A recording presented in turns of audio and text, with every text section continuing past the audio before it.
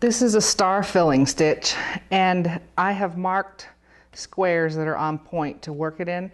You don't have to mark it, but it gives you a good visual of how the stitch is worked. So I'm going to come up where I want to start it in one corner of my square, make one long vertical stitch, and my stitches this time are huge so that you can see them, hopefully. I'm going to take my vertical stitch, then I'm going to do a cross over the top of that, so my horizontal stitch.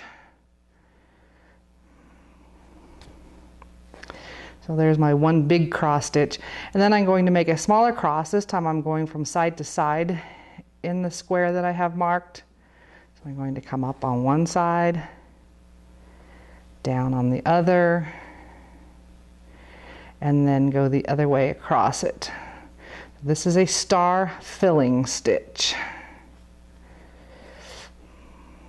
So there it is, really big. So if I was going to make it without the square in there, I'm going to start again with my vertical stitch. This time I'm going smaller. And then a horizontal stitch over that. Should be about the same length as my vertical stitch was.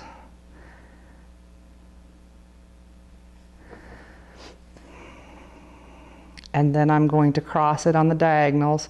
So I come up where it would have been the edge of the square if I had one marked. Down on the other side.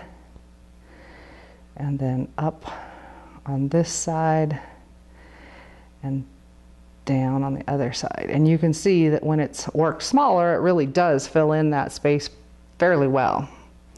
Let me just do one more. I'm going to do my vertical stitch.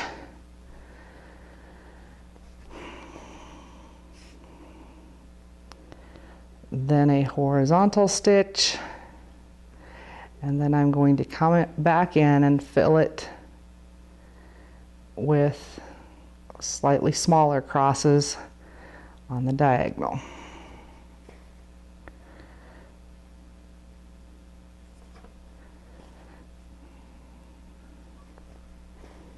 And that's our star filling stitch.